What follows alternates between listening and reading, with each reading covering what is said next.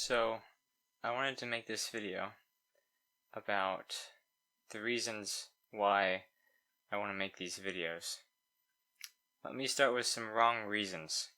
Number one, feeling that this will satisfy my desire to be appreciated. Project after project that I've made, even good ones, I've realized that positive feedback isn't enough. I can make the best thing and get the most amazing feedback, and it doesn't last. And so, if I base this assignment, these projects, on gaining better feedback and feeling like I'm appreciated for my skills or whatever, then I'm not going to be satisfied. So instead, I want to impart something that we can appreciate together. Number two, wanting to impress people with what I know. I've felt a pull sometimes to try to impress people with what I know, especially the more I learn, the more I feel like it was all me who did everything. Even though learning information does require seeking it out many times, the knowledge that we have is a gift. It's outside of ourselves. It's something not within us, but it's granted by another. Even our ability to learn is a gift and not within ourselves. Because either we learn how to learn by how the world presents itself and what we've been given, like our eyes and the things that we see, or someone teaches us how to learn. And therefore it's all knowledge and all thinking is a gift. While it's not good to impress people with what we know, the knowledge that we might have might point to something that is greater than we could ever be. Take, for example, I'm studying about trees, and I learned that trees grow upwards. I learned about the growth and the life cycle of a tree. Well, the growth and life of a tree points to the mystery of life, and the mystery of life points to something greater than the mystery of life, until we arrive at what is most important. Of course, everyone knows there are things that are the most important. And I don't know enough about anything to know what's the most important. So I need help badly.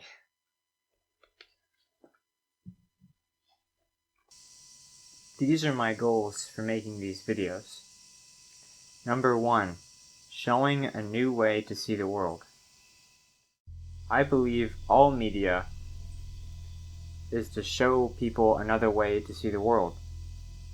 Let me explain that a little bit. So let's say you have a painting.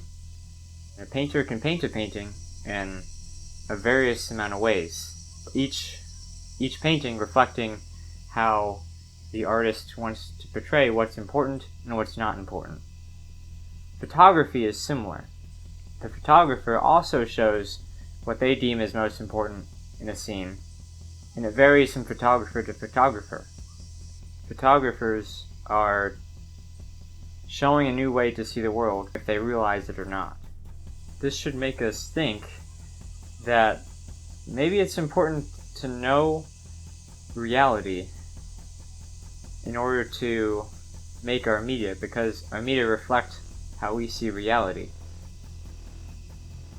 Now, it is impossible to do this, to know everything and to know reality as it really is, because we are limited, we're finite, we don't know everything.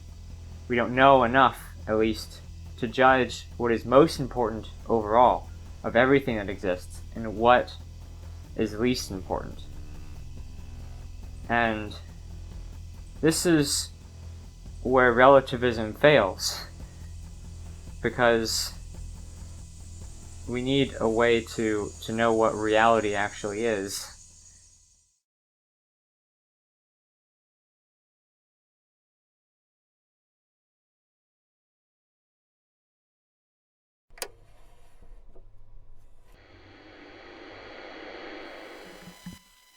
Let me share how I aim to see reality. Honestly, by no accomplishment of my own have I been directed this way. When I look at the Bible, the book by the God who knows all, I know that every part of it points to the person and work of Jesus, which is the gospel.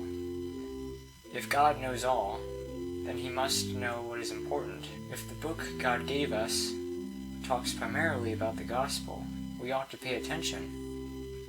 Let me briefly explain what the gospel is.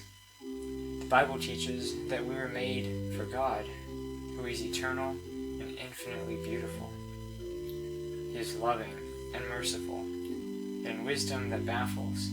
He is just, and will not let the wicked go without punishment. He is all that matters, but us men rejected God. All of us turned to deception to find God's benefits of power and peace from anything but God. We have all turned away from him and do not honor God as we should. Thus, we have all become useless and broken, as a water bottle that cannot hold water. All of creation suffers the effects of our turning away, and pain covers the horror.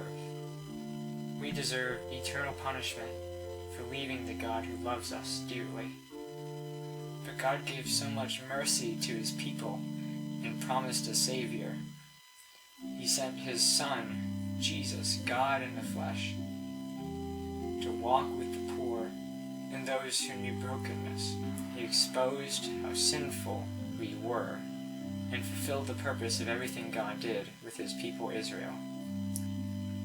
While Jesus never rejected God and honored God as only God can honor God, he bore the wrath we all deserved for rejecting God. Israel rejected him, and he suffered our penalty on the cross. He rose from his death on the cross on the third day, showcasing that he had conquered death.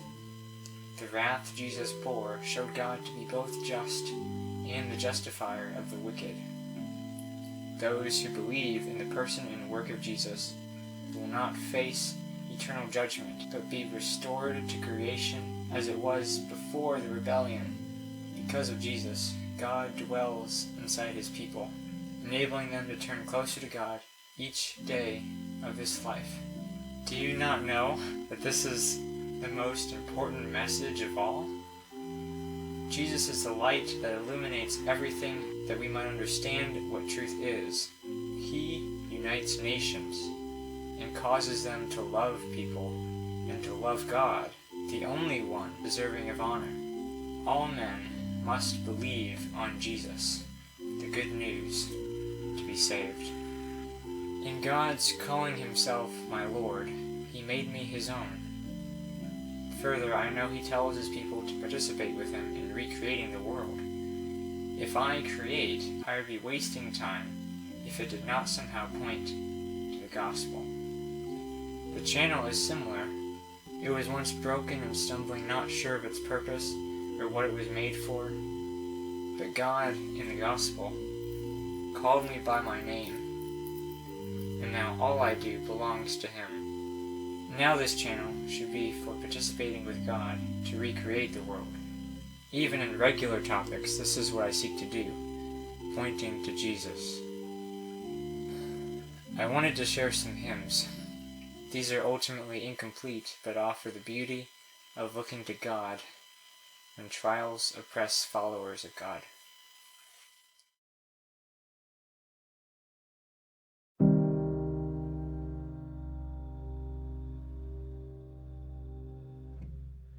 I will arise and go to Jesus. He will embrace me in his arms in the